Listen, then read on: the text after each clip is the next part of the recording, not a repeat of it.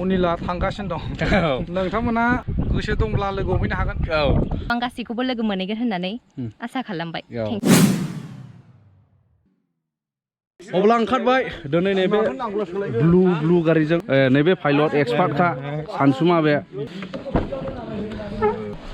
दानिया खोनासंदो उद्देश्य माने जोङो नैबे जोंनि जानो गोनां फुटबल टुर्नामेन्ट अल बिटिनि चिरां युथ क्लाबनि नैबेवहाय बे ओपनिं प्रग्रामखौ मेहेर गोनां खालामनो थाखाय जों लानानै फैगोन माने माखासे बर' सावथुननि आर्टिस्टफोर माने ट्रेन्डिं आर्टिस्ट दानि जाखांफुनाय हिट जानाय जाय जोङो माने गामि गोथौनि लामा नालाय नै इदि जायो एसे दा बबे जायगायाव थांगोन होननानै बुङोब्ला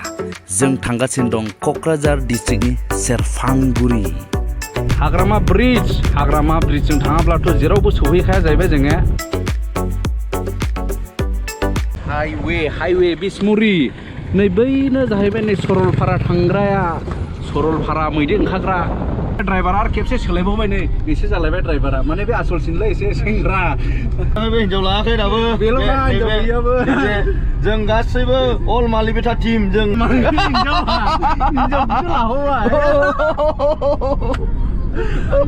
माने बेनोबो हिनजावा मालिबिथानि आंनिबो मालिबिथानि ओमफ्राय इनिबो मालिबिथानि आरोखि जों मालिबिथा टीम ओमफ्राय इनिबा बबेनि जायो बुंनो हाले आंना टीम गैथ'वा थांबाय थादिनि नुगोन आदा अनिल कुमार नार्जारी ओमफ्राय मनिषा मुसाहारि नैबे सानै थाब्लाथ' दा सम शर्ट मुभिया ओरैबायदि हिट जाखायो नोंथांमोना नायबाय थाखायो दिनैहाय माने मोगथाङाव फेस टु फेस नै थांगासिनो दं आरो माने बेयो जाहैबाय जोंनि बड'लेण्डनि साहा बागान नैबे जाहैबाय क'क्राझार डिस्ट्रिक्ट पाटगावनि टि इस्टेट माबायदि समायना नुयो नै आयु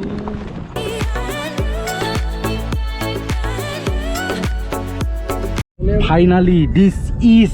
सेरफांगुरि दें दें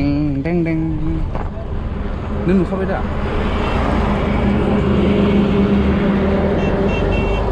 जोंथ' बेरायनो मोजां मोनखायो होमब्ला हाबबाय जों ओरैहाय नै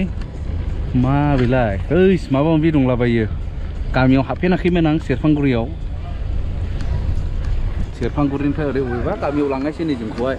थांनांगौआ जाहैबाय दाने मैनागुरि गामिनो दाने मैनागुरियाबा अबेयाव मा नानि मैनागुरिया बोरै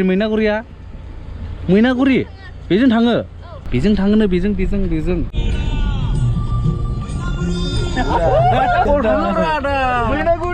मैनागुरि हैया हो मैनागुरि होमब्ला जों मोनखानायसै मैनागुरिखौ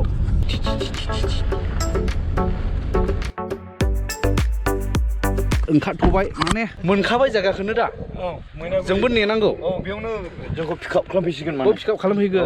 बेनिफ्रायबा बोरै थाङोखौ मिथिले जायखायनोबो बेबायदि ट्रायंगल दङ नै ट्रायंगल ओरैबा मा थाङो बा ओरैबा मा थाङो ओरै थांला 1000 किया ओरै थांबाय 1000 किया ओरै थांला 2000 किया ओरै थांला 3000 किया मा मैनागुरिसो जायखिया मैनागुरिया एसे थांबावनांगौनो जोंखौ बेयाव नेनो थिनायखाय जोंबो थाथ'बाय आरो ओइ गोसोखौ नेदों दे जोंनि आदा अनिलखौ नेदों आदा अनिल ओमफ्राय लोगोसे मनिषा मुसाहारि जोङो थानाया एसे भुल जादों माने गोजाना फैफेराखै थानो थिनदोंमोन महायबा नेबाय थादों महायबा दानिया जों ओंखारफिनबाय होमब्ला नैबे ट्रेंगलनिफ्राय होमब्ला जों ओरै 1000 किया जों थांले 2000 किया जों थांनायसै माने मैनागुरि माने डाइरेक्शना नैबे लबार बागानखौ जोंनो खिथाहरबाय थादों दे लबार बागानखौ बोनांगौ नुदों नालाय नै ओरैहाय लबार बागान दं नै राबार बागान दिस इज अल राबार जेरैबो राबार मोनामजोब्बाय जायगायाबो फैयै अबेसिमबा फैनानैसो मोनफैबाय मोनसे डेस्टिनेसन मा जायगा होननांगौ जाखो लोगो मोनफैबाय नैबेखिनियावनो जोङो माने सारमोनाबो माबायाव दङमोन शुटिंआव गोजोन्थों बेलाय नै जोंने सार अनिल कुमार नार्जारी मनिषा मुसाहारि दे मा नामलाय नोंनिया प्रिति वारि बिसोरखौबो सिनायखायो सुबर्ण ना मामला सुबर्ण ओमफ्राय नोङो मामलाय रिंसार दे शुटिंआव दं दा मोनफैबाय नैबे जायगाखौ मा होनना बुंनांगोन बेखौहाय आदा माब्रै हेलजिं पिकनिक स्पट माने फैफेराखैमोन हेलजिं पिकनिक स्पटनो दाबा सोलियोना सोलिले नै खिन्थु मोजाङानो जायगा माने बिफांफोर दंना बिरादनो दैबो थाबाय नै ओरै खाथियाव ने मा दै जागोन इयो बेयो हेल्थ ब्रिजनो ओरैनो हेल्थ दालां आरोना अ आच्छा आच्छा मैनागुरि साफां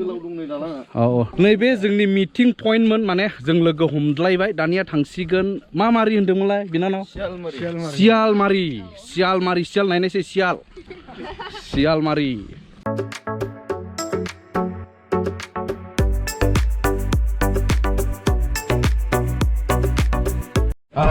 दानि सियालमारि रादा ए सियालमारियाव ओंखारबाय सियालमारियाव मा स्पेशल मोनोरा गाइखेर एदुखि ए थुमुल बिबार ओमफ्राय नैबे कुचु थारुन बेसेबां फानो आदै केजि बेसेबां फानो हा 25 थाखा ओमफ्राय नैबे नायनाय स्पेशल बुस्थु थाइगिर बेसेबां 10 थाखानि थाइथाम 10 थाखानि थाइथाम 10 थाखानि थाइथामनो लानाङासै ओमफ्राय बे तेजपात लादो ओमफ्राय बेखौ मा होनोमोनलाय एमावा बांसिन जायगायाव ओंखारलेदे नै ओरै खिन्थु सियालमारि बाजाराव ओंखारनो नै दाबो एमाव औ जोङो बसा थाइगिर लाबाय नै थाइगिर माजों जानाय नों ना आं ना बालाबाथियाजों जागोन आं बेखौ बाबा बिलाय मोजां लादो हेलजिंआव जों जिं थाबायबाय माने बिनानावा नै उनावहाय माबोरै दं बर्थमान मोजाङैनो दङ दा माने नोंथांमोना नुनो मोनसिगोन जोंनि बिनानाव मनिषा मुसाहारि बेयो नैबे जोंनि ओपनिं खेलायाव फैगासिनो दं माने लाइभ लोगो मोनगोन नोंथांमोना जायफोरनि फेभारेट नै नायदो ना माने मोगथाङाव नुगोन आरो ओमफ्राय नों मा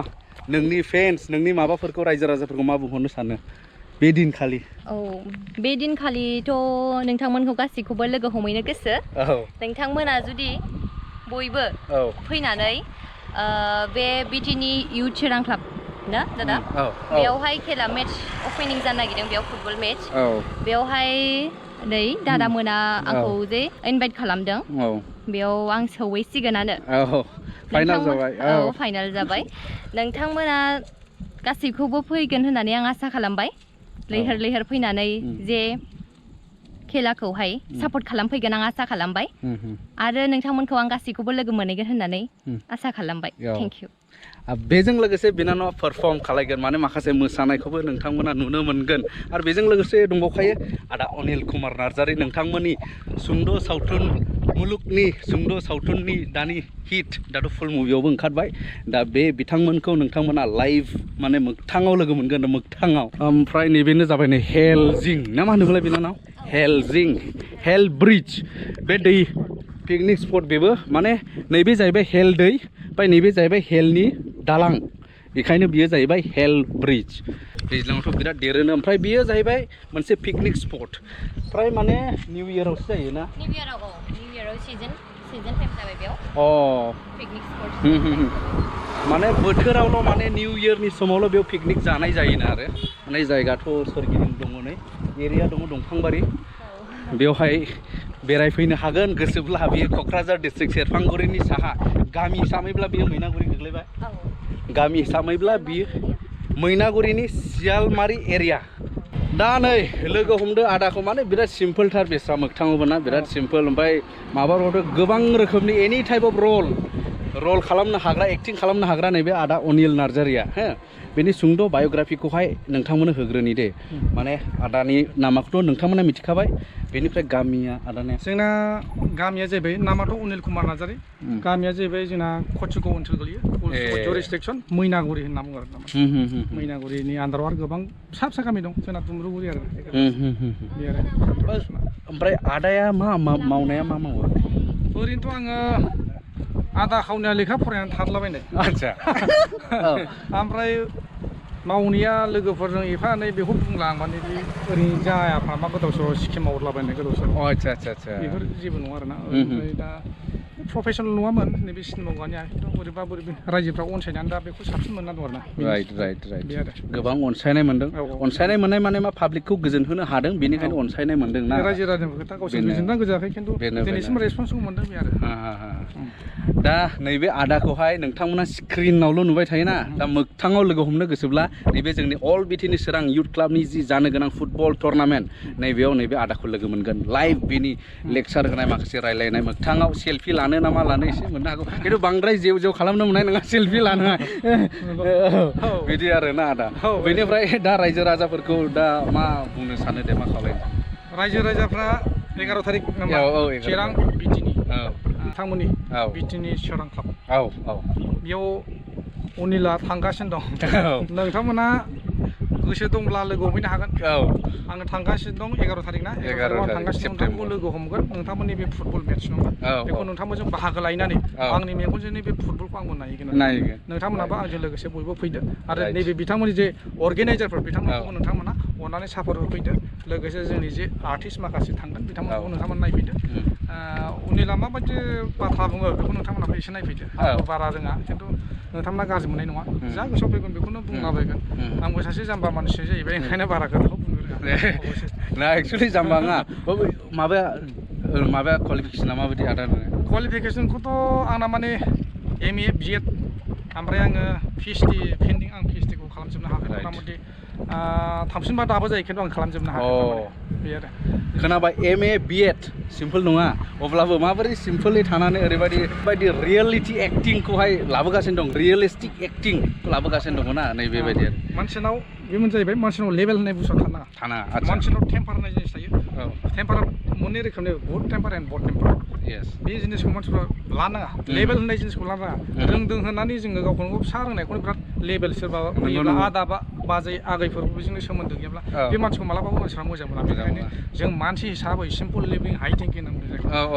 नोंथांमोनहा बेबायदिनो खालाम जाहाथे नोंनि रोंनायखौबो नोङो गबस सिङाव लाखोमाया नोंनि रोंनायखौ जाहाथे फकासाव लाबोनानै जों रायजो राजाफोर जेनेबा जोंनि जेनेरेसनाबो जाहाथे बयबो सोलोंनो हायो बेखौसो खालामनांगौ जोङो डोन्ट बि लेभेल एभरिबडी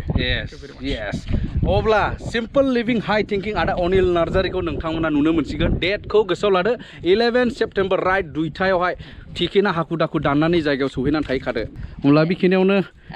थाथ'नायसै बिनानावमोना आरो लोगो मोननायसै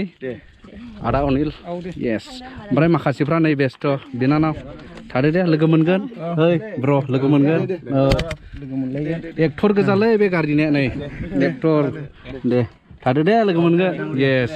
टाइम नस्थ' खालामासै होमब्ला भिडिअखौबो नैबे हेल जिङावनो फोजोबनाय जाबाय लोगोफोर उननि भिडिअ लोगो मोनगोन बाय बाय दे बाय बाय